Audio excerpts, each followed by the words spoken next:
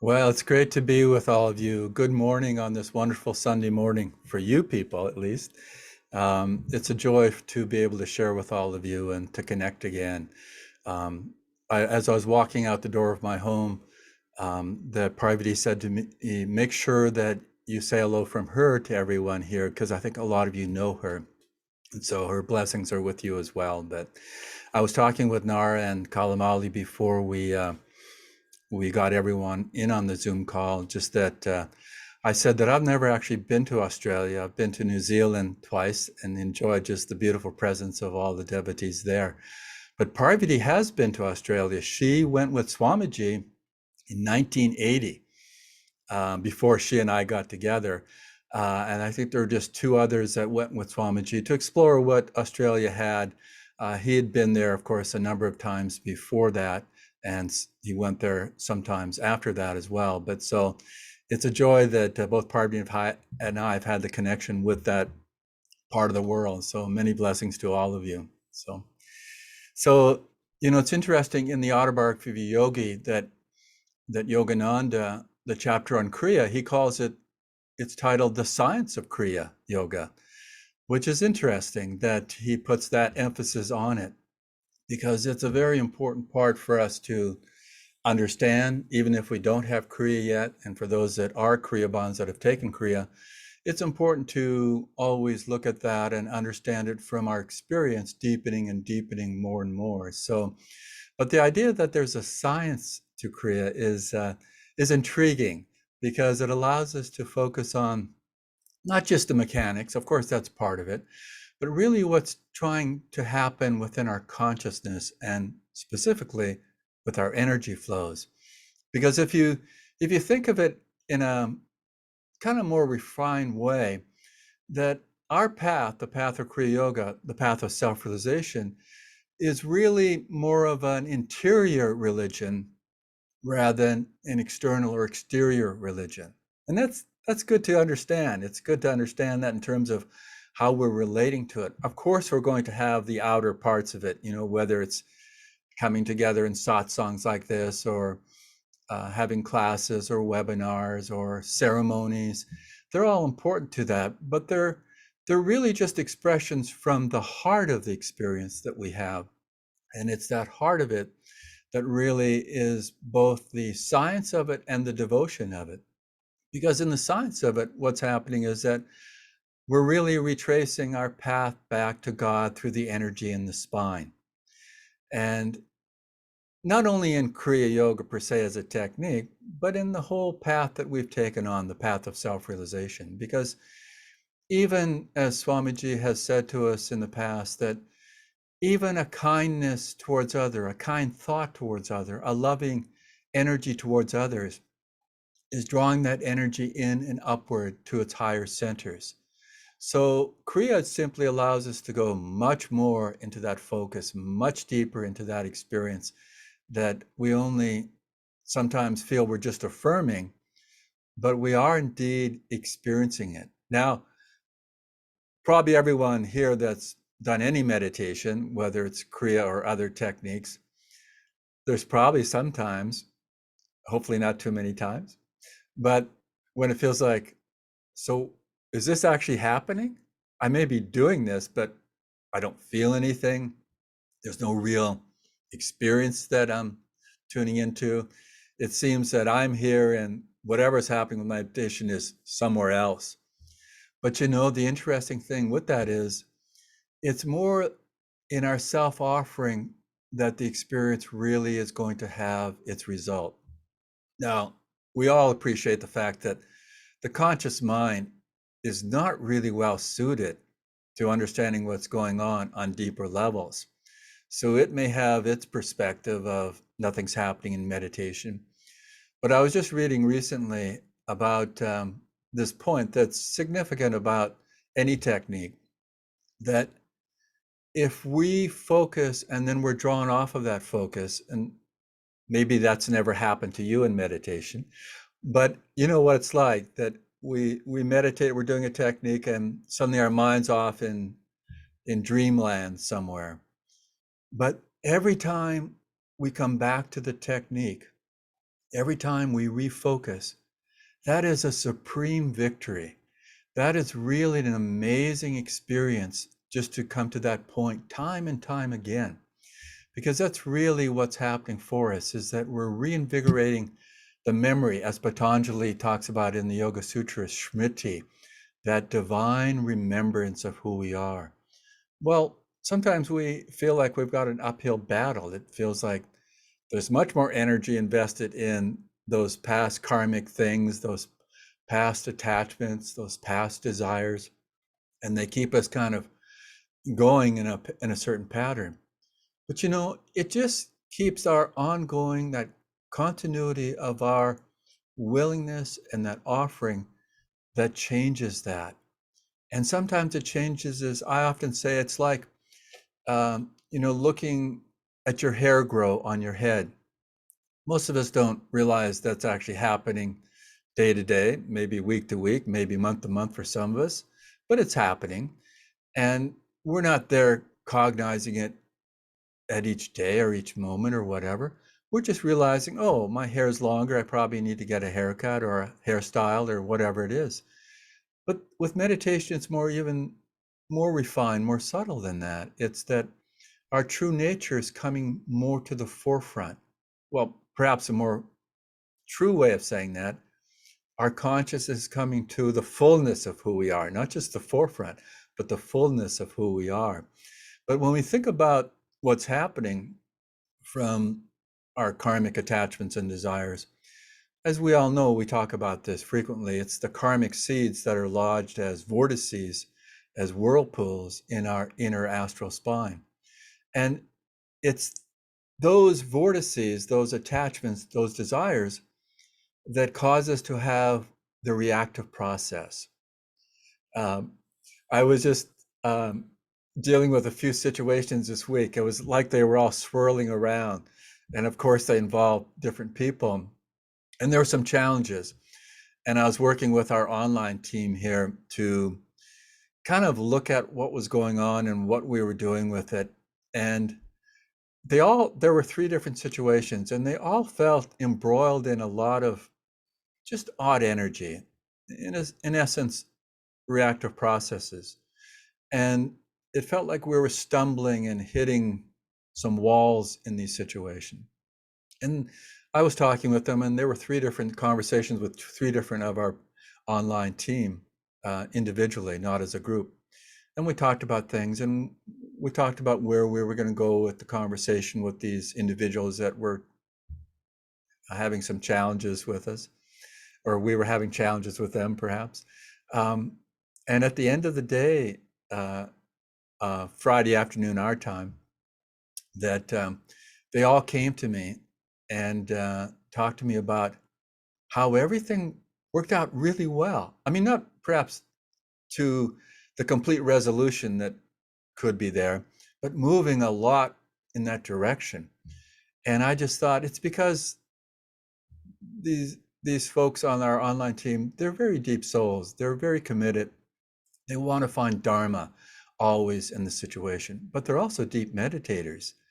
And they're always coming back to that reference point of what's happening. And for them, Kriya is that experience at its highest level, along with the other techniques. We were just talking about how, Sagar and I, Brahmachari Sagar and I, are doing this next weekend here at the Expanding Light Retreat at Ananda Village, an extended weekend on communing with Om. And so we were sharing things, and it's great because we actually didn't talk about what each of us would talk, even in our talks that we're sharing together. And I kind of like that. It's trusting that there's a resonance among us, a sharing on a deeper level that will nurture what's going to happen in that way. So I doubt if we're even going to share thoughts of what our portions are of those shared talks. But I thought that's what comes from just deepening our connection through the spiritual activities that we're involved in. And this idea of not being caught by the reactive process smoothens out so much of even when we're dealing with the karmic explosions that happen in our lives. If we can always come back to being in that flow of deeper and deeper in the central part of our inner spine. Because if you think about it, and we know this, maybe we don't experience it all the time, but the reactive process is happening in a sense, the outer part of the inner spine. Seems like a dichotomy to use those terms together. But that's really what's happening, that the reactive process is in the Irda and Pingala, which is the outer part of that astral spine. And what we're doing in our technique, specifically with Kriya, is creating such a deeper flow within the more central spine, what we call the Sushumna, is that we're creating such a magnetic flow that it's drawing the flow from that outer part of the astral spine in. And then we're drawing it up to the higher centers. We're freeing it. It's even interesting to note that, when we have deep spiritual experiences, and not everyone necessarily has them, but those that have them, they can be so overwhelming to our conscious mind. They can be so, wow, this is happening to me as an experience, that we actually lose that experience because we're still filtering into that experience what we want from the experience. And granted, that's a great boon in and of itself, just having that part of the experience. But it's still that outer part, that more outer kind of dualistic part of what we really are opening up to in our spiritual path. And so when a spiritual experience happens, whether it's a vision or we see the spiritual eye, master comes to us, whatever that might be, if we can always open up to, let me go into the center of that experience. So there's less and less of me actually acknowledging I'm having the experience, and more of the expanded I being one with the divine. And Kriya allows that to happen. We're able to refine, we're able to go deeper into that as we go through the different paths of yoga. So some of you that may not have the Kriya initiation, the Kriya technique yet, the path of Kriya yoga involves other techniques that our guru Paramhansa Yogananda gave to us. Whether it's the energization exercises, the Hong Sa technique, the Om technique, and some of the other things that fill in between those techniques. And each one of them allows us to be at the center of our experience. As Yogananda said, that the spiritual path could be described as center everywhere, circumference nowhere. Meaning wherever we are, as we go deeper into our own center, then that's the deepest reality. And then there are no boundaries, there are no limitations, there's no circumference limiting that experience of that center. So we start to feel our own center in the center of the world around us, not by being stretched thin by being everywhere. We're still in our own center, but that center is allowing us to touch the center of every part of creation around us, especially people, because that's really where we're going to grow the most, is through that interaction with other people. Devotees, perhaps, probably a whole lot of non-devotees.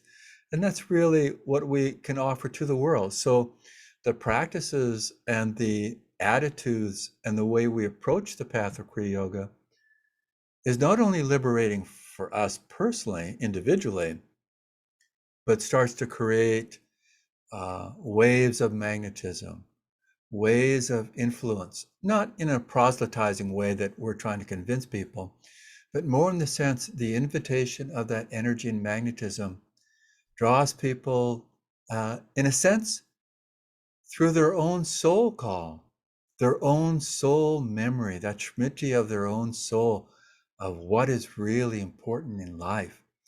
That's invigorated. That's encouraged by us having that magnetism, that aura around who we are, to be there around other people. And it really is probably something each of us has experienced in one way or the other. So it's not new, but it's important to remember that that's what we are. As Master, as Yogananda said, the instrument is blessed by what flows through it. So Kriya Yoga not only creates that important liberating experience for us as we go further along with it, but it's very, very important for the world around us. It creates a real different hue of colors that can come into people's awareness. It's interesting that um, I don't know if you have heard the term in Sanskrit, vairagya. Uh, it means sometimes just generally known as non-attachment, and it's both in the Bhagavad Gita and in Patanjali's Yoga Sutras. There's not a lot of crossover with a lot of the terms, but vairagya is one of the important ones that's understood in both of those great scriptures. And the meaning of vairagya, the literal meaning of it, means without color. Isn't that interesting? Non-attachment meaning without color. And obviously it means that we're not filtering the colors of our expectations, our desires, our attachments into life itself. It doesn't mean we're dull without color. And some people get confused about that. No, we're actually, what happens that because we don't have the filter of coloring through desires and attachments, the color of life's experience becomes more vibrant, more enhanced, more enriched. So it's an interesting thing, but we don't have that emotional attachment to it. So that's why the colors can come into more of that beauty, in a sense, from the astral world. Now, it's interesting that in terms of colors, in terms of light, which is different than um, manifest material colors, but that when you take all of the colors together, as we know in a rainbow, what's behind that is pure white light.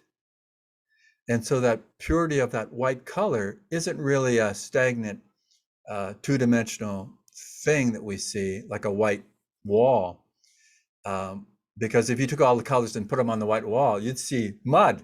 You'd see muddy colors. You wouldn't see the purity. But when you take the colors of the rainbows, because they come from the purity of white light, as you see in a crystal, that sunshine shining through it, that you see the rainbow express. But when you turn the other direction and go from the rainbow colors through the prism back, you see the pure white light. And for us, that's really what's happening in Kriya, that we're experiencing the purity of who we are. We may have it as light, we may have it as the energy, that prana, that pure prana that we're controlling in Kriya.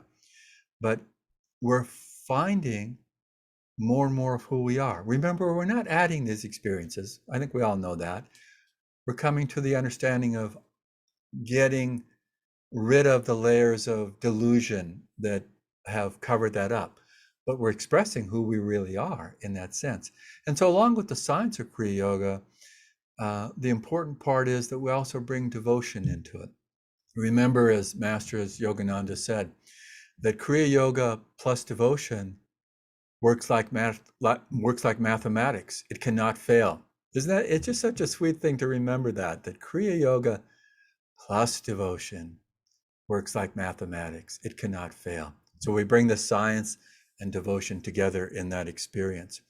And when we do that, we also feel that the self-offering, as I mentioned at the beginning, becomes much more alive. It isn't just a thought, I'm offering myself.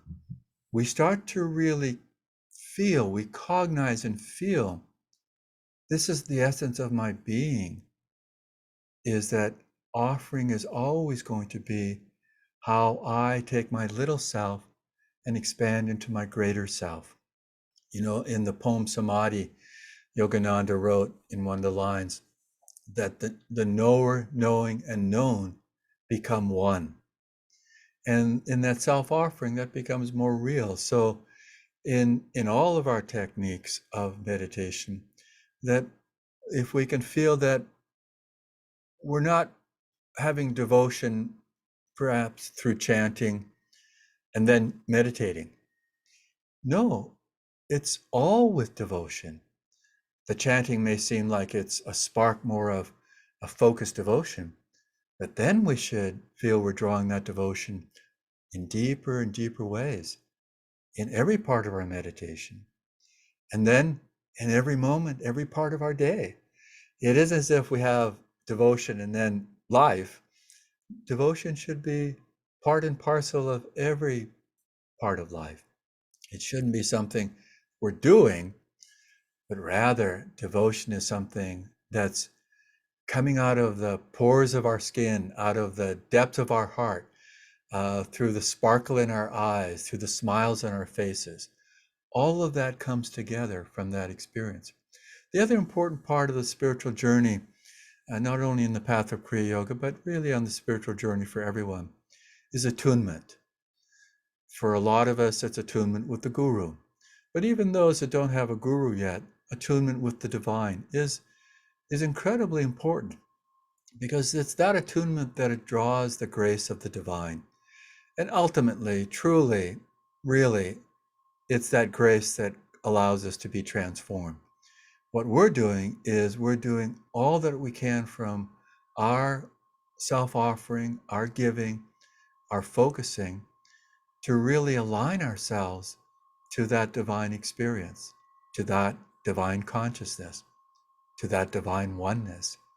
And in that alignment, in that attunement, then that grace of God, which is constantly with us, it's not as if it's not there and we're prompting it to be there. No, rather, it's always there. It's always waiting to cascade into our lives, to flow abundantly without hesitation into our lives.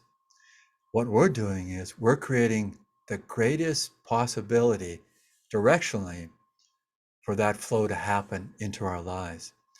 It's always a wonderful thing to remind ourselves that's what's happening, because it's easy from the perspective of ego to say, I'm doing this, I'm meditating. And indeed, of course, that's true, that the soul through us is doing that. But if we can shift to really feeling that it's more our offering that's happening. I mean, think of the technique of Hong Sa. Perhaps not all of you have that, perhaps all of you do. But in Hong Sa, what we're doing is really not focusing on Hong Sa entirely. We're using that as the tool in a sense. So we are focusing on the breath. We're focusing on the vibration of those sounds with the inhalation, exhalation, Hong as we inhale, Sa as we exhale. But really what's starting to happen as we tune into that technique is happening through us. We're not really there so much anymore to practice the techniques. We're practicing attunement that's flowing through that technique. And so as we feel a refinement and a deepening, we are the breath. We are the vibration of Hong Sa.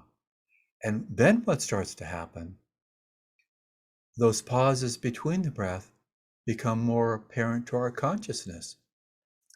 And then as that refines, we become aware we are those pauses.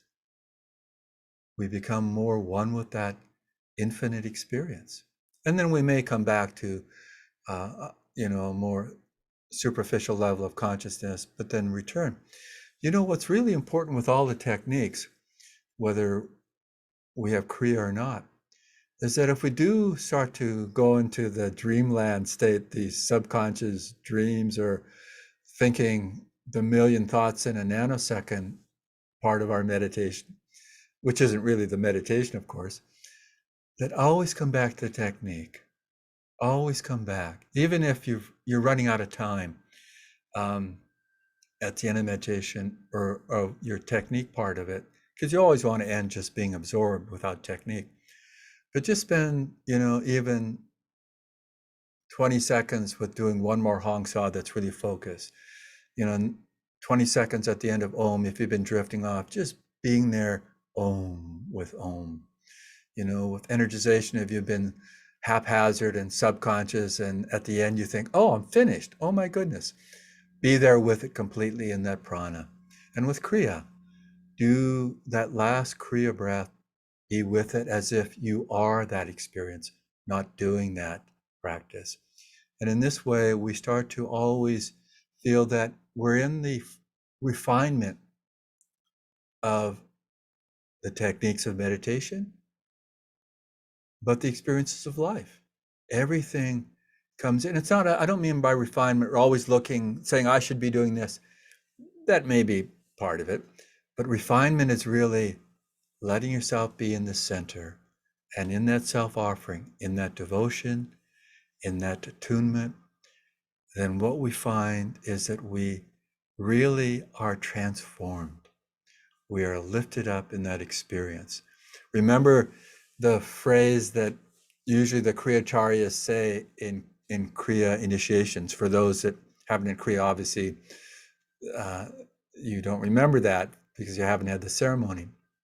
But it's something that in the Autobiography of Yogi, that Babaji, when he brings Lahiri Mahashaya up to Dwangiri Mountain outside of Raniket in the Himalayas, Babaji says to Lahiri Mahashaya, after giving him Kriya initiation in that lifetime, to repeat the phrase that Krishna says to Arjuna from the Bhagavad Gita, even a little practice of this inward religion will free one from dire fears and colossal sufferings.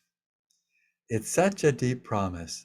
It's such a guarantee, in a sense, that if we do our part, offer ourselves up, be in that combination of science and devotion with the whole path of Kriya Yoga, all that we're doing, then we have this promise that we will be transformed, that we will find God. But even if we feel that's a long way from where I'm at now, each one of us right here, right now, from where we're at, can open up and refine the experience wherever we are, whatever we're doing, whatever step along the path that we're engaged in. That is something each one of us can do. And the blessing that comes from that is the eternal freedom of divine consciousness.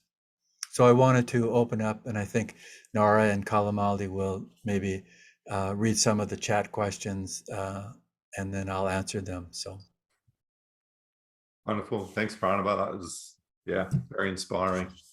And one popped up from Naraya in New Zealand, and she was asking around the, when you were talking about the Ida and the Pingala, and she was asked, does the natural pranic flow go up the Ida and down the Pingala? That's part of the question. And then are all the verities in the Ida and Pingala, or some also in the Shushumna? good questions. Yeah.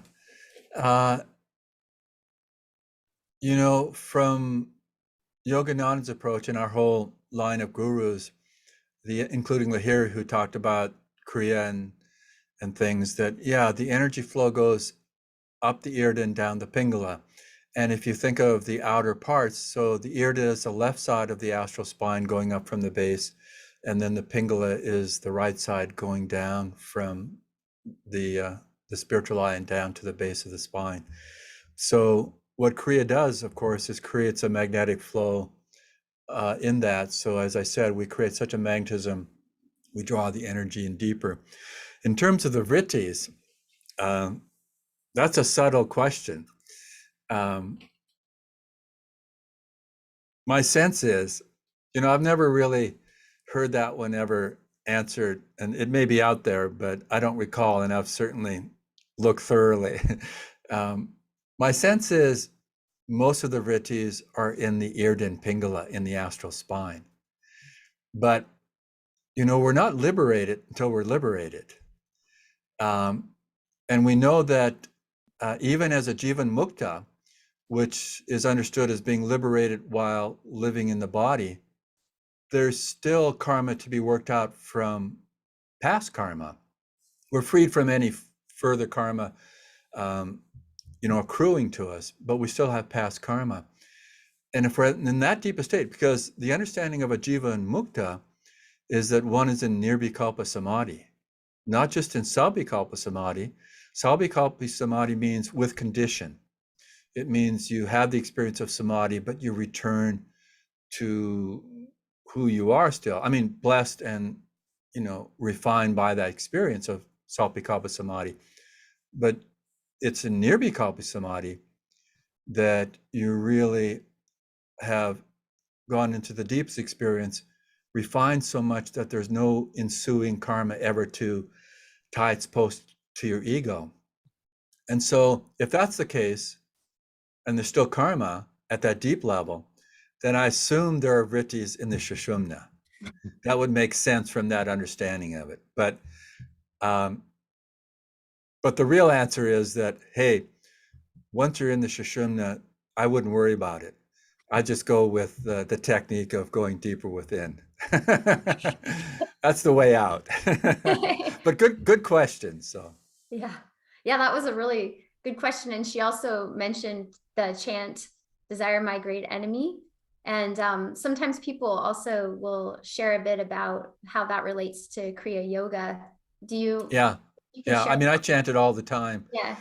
Because it does relate. I mean, for those who don't know, at the beginning it goes, "Desire, my great enemy, with his soldiers surrounded me, is giving me lots of trouble, oh my Lord, is giving me lots of trouble, oh my Lord."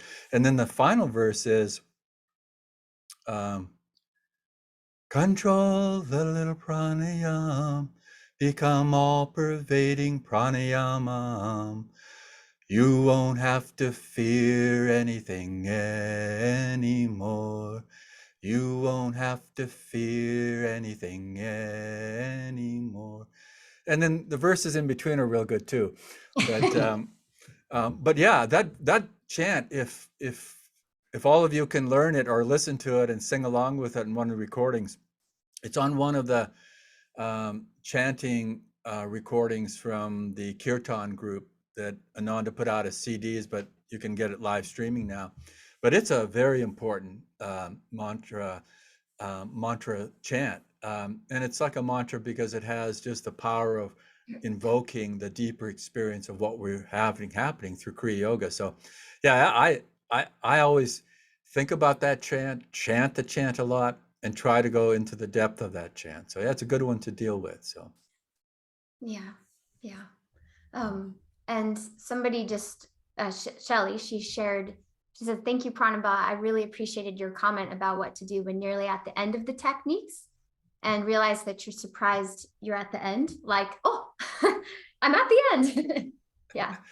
Yeah, you know, it's the little things in our spiritual path that often become so significant in terms of their impact. You know, it's not always wow, you know, feeling the experience of samadhi. I mean, of course, that supersedes everything, but it's the little things often along the way that creates the opening for a touch of samadhi to happen. So I love that, a touch of samadhi. yeah. Another question that, we hear a lot, and I'm sure many people have thought about this, but because you mentioned it in your story, but just as people who meditate, and we're doing it to prevent suffering and to experience more joy, and the ability to control the reactive process is such a key part of avoiding suffering and feeling more joy. Do you think you could share a little bit about how we can, in the moment when we're not in our meditation room, but feel when it's the moment where we're meant to control the reactive process, and how to do it?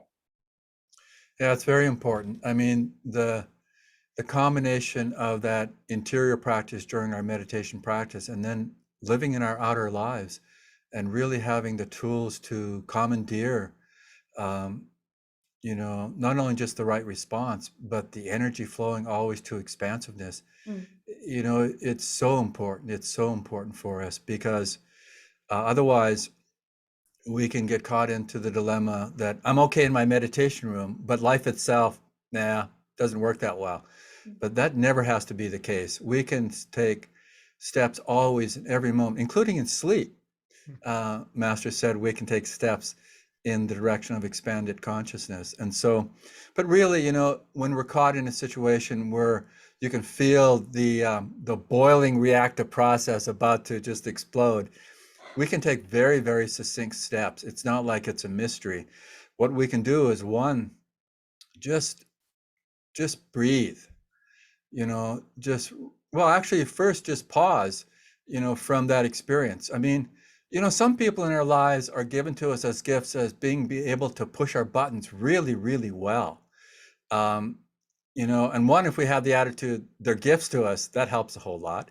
But sometimes we're not able to say, oh, that's great. No, I can't even get to the point of thinking that way. What we need to do is just pause, just say, okay, you know, if it means I just need to go to the bathroom for a moment, you know, just to clear the air of that intensity of that reactive process about to boil over, and then to breathe, you know, simple, just measured breathing or diaphragmatic breathing. Diaphragmatic breathing, you know, literally within 20, 30 seconds changes our nervous system. That's even without meditation. It's been proven by many studies that that is what happens. Well, that's a tremendous tool to make that shift instantaneously. We don't have to wait for some process to happen. We can do that just breathing smoothly, deeply, using the abdominal area, the diaphragm. Really, within 30 seconds, we will have changed that tendency to have that reaction in an intense way.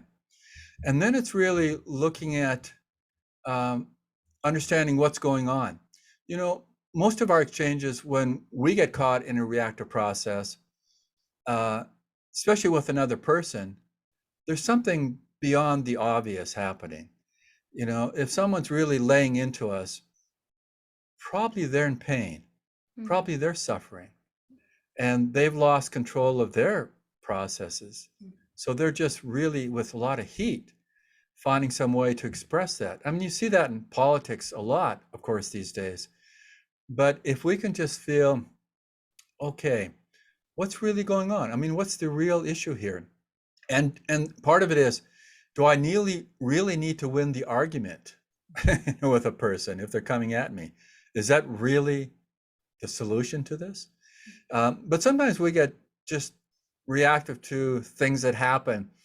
You know, we're doing something by ourselves, you know, we're fixing something and it's not working up. And we get, again, that boiling over reactive process, as if that inanimate object really is to blame, you know. But believe me, we're going to blame that inanimate object because it's not working up. But the same process happens. Just pause, take a, you know, take a pause from that immediacy of the situation, breathe, look at the thing with kind of a filter of, let's really see what's going on here. Let's see what's behind the scenes here.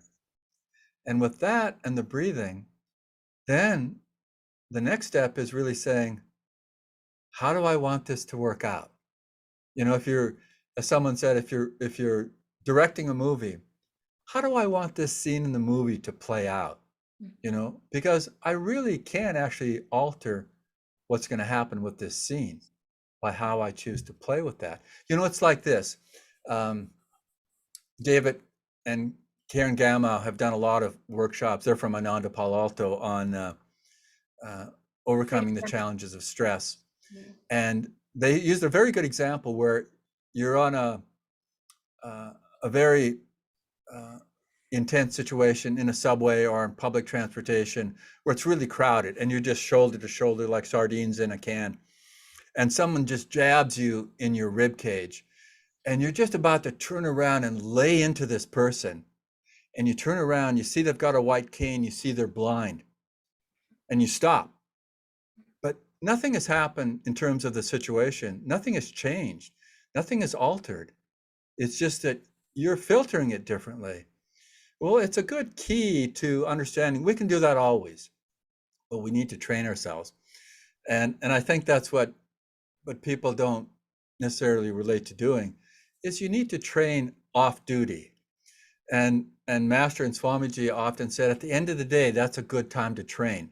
And it's really that part of the beginning of the Bhagavad Gita about Sanjaya is the quality of introspection. That if we can introspect every day at the end of the day before we go to sleep, we're gaining the accessibility to look at it more objectively, impersonally. So that's a tremendous training tool. One, it allows us to go to sleep, letting go of all those burdens of the day, but then the continuity of that training allows us to get perspective from intense situations. And as we do that, we can train with these other steps more readily. We can pause, we can remember to breathe more relaxed, we can assess the situation, we can choose. So those are real steps. They're not vague kind of ethereal things. They're very effective, they're very real to move through. So hopefully that is a good answer for the question. So Oh yeah, thank you. That I love the step by step. I'm sure a lot of people will relate to that. It's so helpful. Thank you. Yeah, that's wonderful. Thanks, Pranaba. I was wondering, I guess, in attunement and bringing into Kriya Yoga, we kind of, even our masters all sort of had different, some were more bhakti, some are more. Is there a way that, you could maybe touch on each one of those and how we can sort of, some people really need the science side of, they're very bhakti and devotional, and sometimes they need to be Jnana. grounded Jnanis. or gyani, or people need that. So yeah, for sure. I think, it's true in each one of us. We have a mixture of those qualities, for sure, those approaches to finding the divine in our lives. Yeah, really, this is the important side of intuition. And not all of us feel we have intuition, but we do have it. We just, again, need to dust it off and bring it more into focus. But intuition is really the soul's awareness of what's trying to happen in our lives, spiritually, otherwise, it applies to all. But for all of us, attunement is more about the essence of those qualities. But indeed, some of us may feel more of the science of it, and we can tune into that. We can be more aware of that. Maybe Shriktashwar. That's the chant that Shriktashwar liked a lot, was desire my great enemy. So for a lot of people, that actually helps clarify what that energy is in terms of Jnana Yoga. But it's just tuning into Shriktashwar as being a guiding force of deepening that experience of Kriya. For Karma Yoga, remember, these are all yogas. It isn't just about selfless service in and of itself that Karma Yoga reflects. Karma Yoga is about selfless service that takes us in attunement to oneness with God. And I think sometimes we kind of slip around with these terms and say Karma Yoga is, well, I'm doing this outward thing. But it's only Karma Yoga if we're feeling that divine touch, or at least approaching that divine touch. We may not feel it, but we're approaching, we're tuning into that. And so I think, for me, really, because being on this path, I feel in Kriya more that it's Yogananda. And so I feel, and I really do feel him in me. Some people feel it's appropriate to have him beside oneself doing Kriya, but I actually feel who we call Master Yogananda in my Kriyas. So I'm not so much tuning into Karma Yoga, Bhakti Yoga, Jnana Yoga. I'm just tuning into the connection that he's covering on all those levels. Now that's my approach. I think each one will find their version of and especially it changes. We go through different phases where we're more attracted to something. It's like chanting. You can chant with the deepest devotion, which is, I think, what most of us do, but we can chant with real power that's not quite the same as just deep devotion. Or we can chant as if it's a self-offering like Karma Yoga is. So we have that possibility in us. But, I think also we want to get to the center of whatever the experience is. And it's more that sometimes I'll say, and maybe we all say this in our prayer, guide me into this experience right now. Let me be open to what's happening now. And so sometimes that shifts the sensitivity we bring to our practice. Sometimes it shifts the technique itself, not the technique, but the ratio of how much I do Hong Sa or Om or Kriya because of what's happening inside of myself. I'm trying to tune in, or it's tuning into the cool and hot warm of Kriya. For those that don't know Kriya, you can ignore that. But you just tap into, this is what's happening for me. This is the experience that I'm being offered. It's like the end of techniques that Master Yogananda said. You could tune into just the devotion of the attunement to the guru or gurus. You can do Om without the mudra with open ears. You can do Hangsa on the spine. You can just feel the experience of expansion.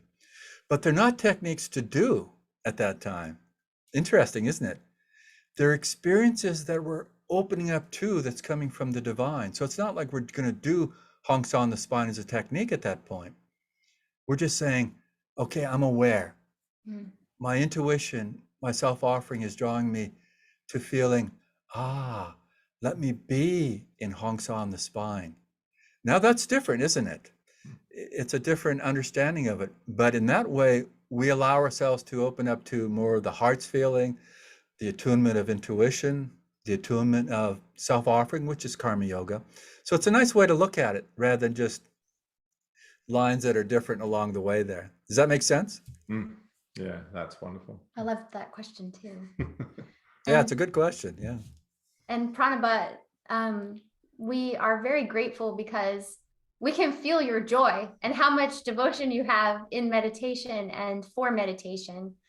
And I think just having you speak on Kriya Yoga is really encouraging for all of us to either keep going along the path to receive it, to just go deeper in what we have, to deeper, longer, thirstier, guru-given meditation. And so we just are, it's been such a blessing to have you. And thanks everyone for coming, all of you, even in the car, you're amazing for being here on the way to. That's Bernie and Marie.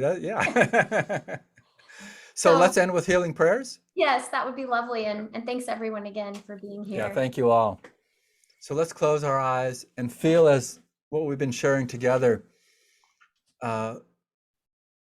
feeling that we have that devotion of our hearts, feeling that we have the attunement through our deeper intuition, feeling that we have that consciousness through our offering of self-service, and feel them all wrapped together in a tapestry of divine presence, and feel that divine presence flowing unreservedly through each one of us, that we feel that we are these clear and open instruments. And then bring to mind those that you know that are in need of healing prayers, whether it be for their bodies, their minds, or their souls. And visualize them surrounded and infused with this healing presence, this healing energy.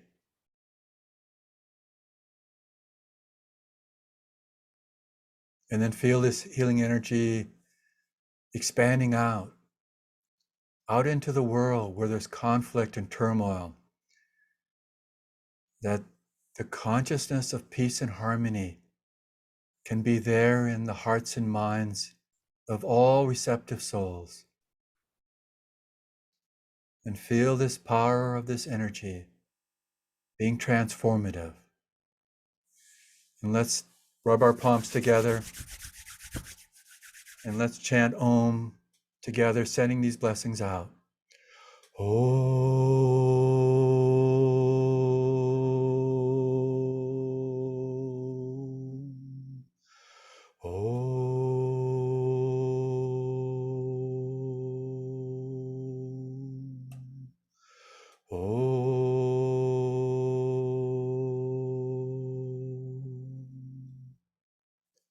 Peace. Amen. Thank you again. Many blessings.